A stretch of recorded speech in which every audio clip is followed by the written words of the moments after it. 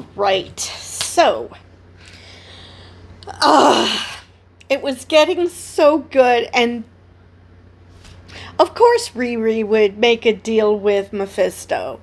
I mean, she hasn't made a smart decision this entire series, so why the hell should she start now? So,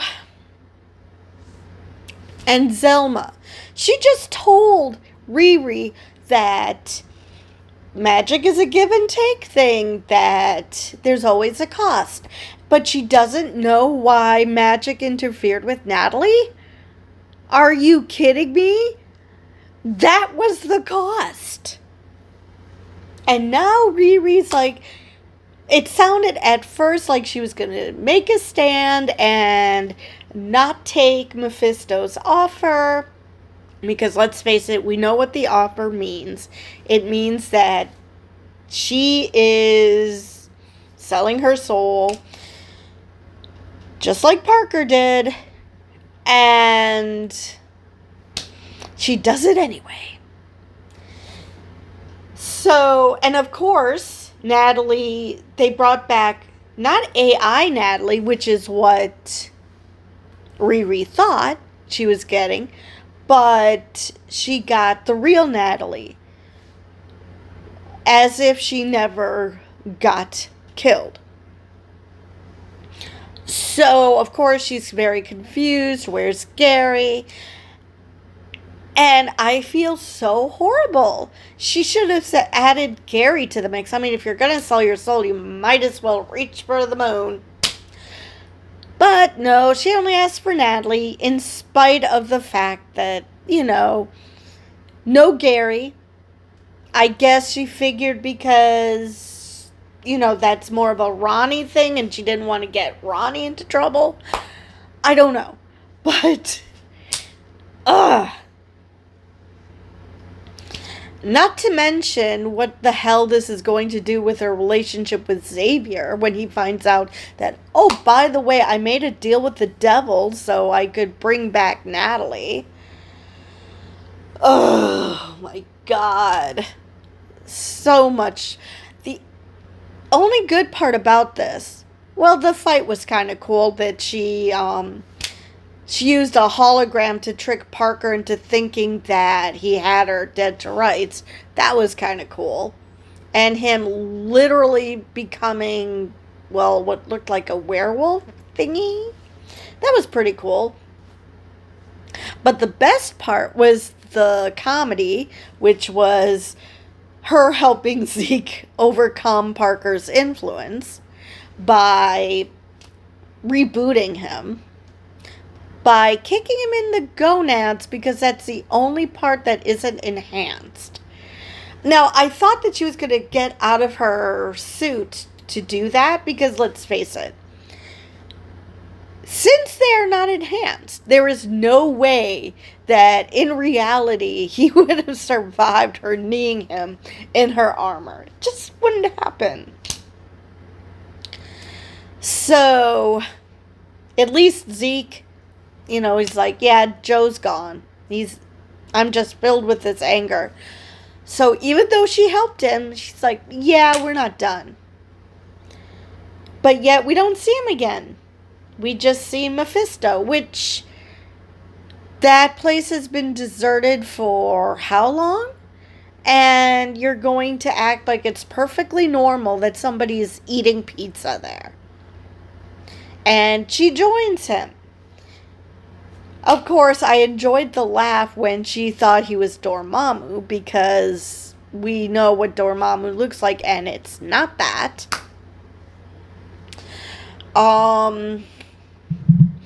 Parker still wanted to work with him after he went back to his, Sacha Baron Cohen said, his natural accent.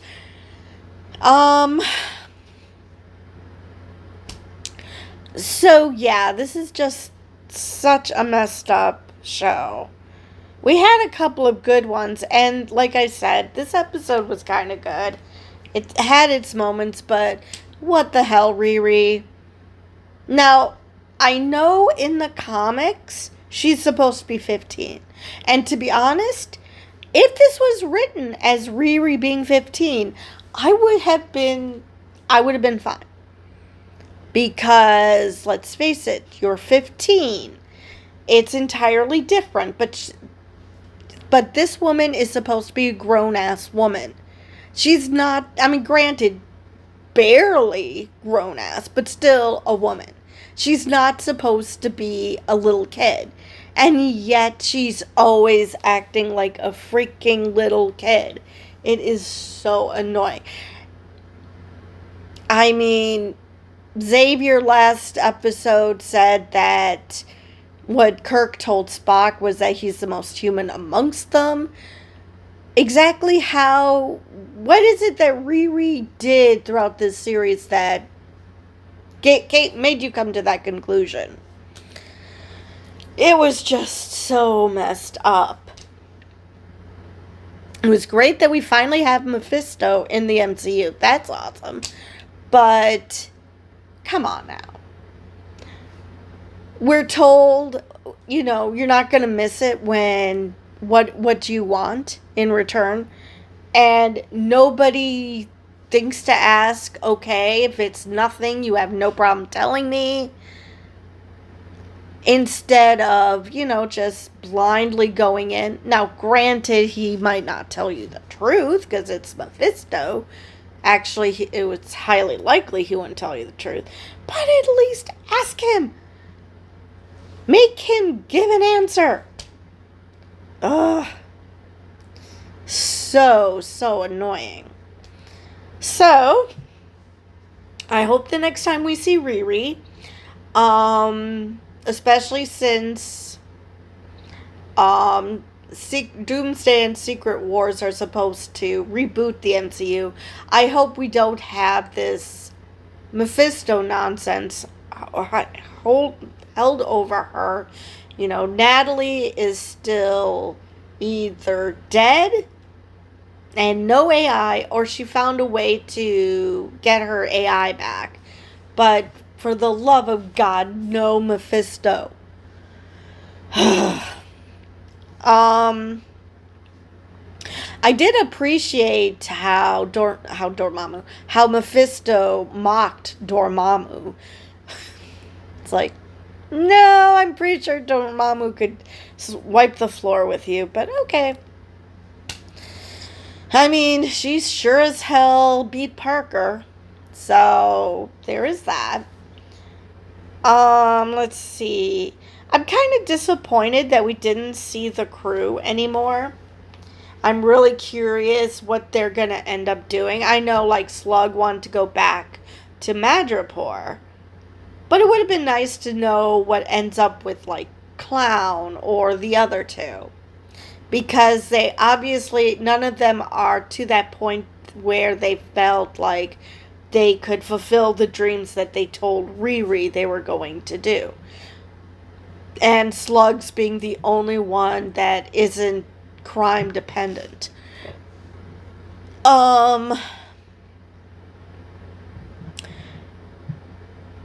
Yeah, obviously, I mean, I don't know. Is Zeke going to be an anti-hero now? Because he does admit finally he has all this pent-up anger. But he also doesn't seem like the kind of guy, when he was sitting there watching the Hood eat, and he was empty inside, which, well, duh.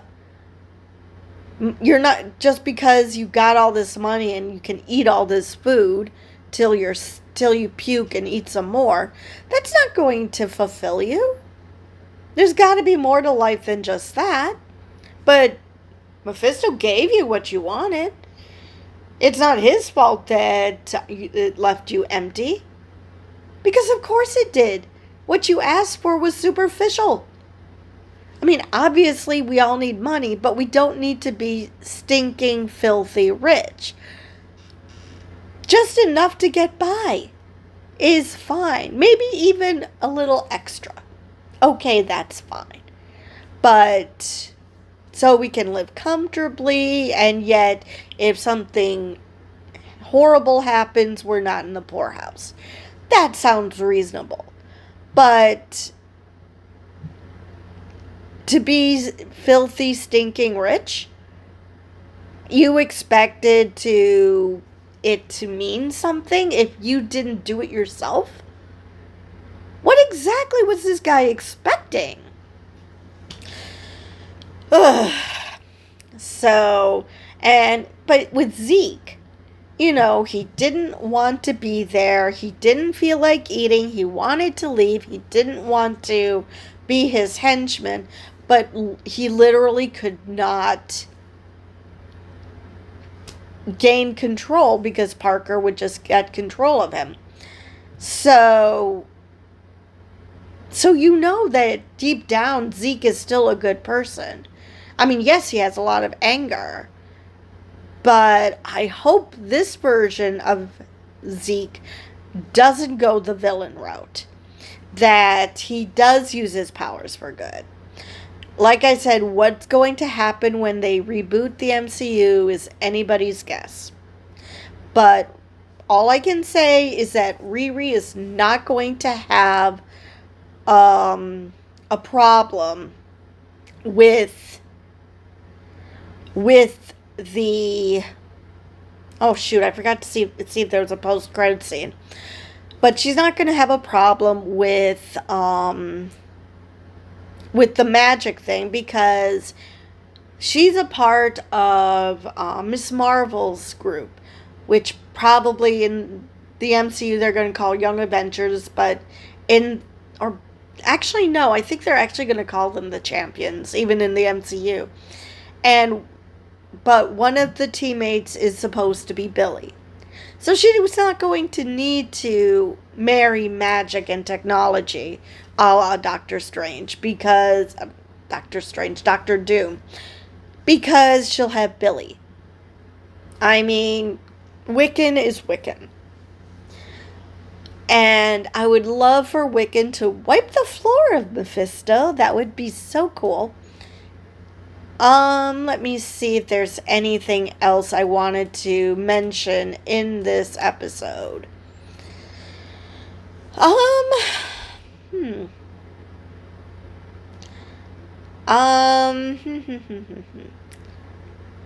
believe I've covered everything that I wanted to. This was a bit of a shorter episode. Not a lot happened. Just, yeah. Anyway, with that, I will see you guys in the next episode.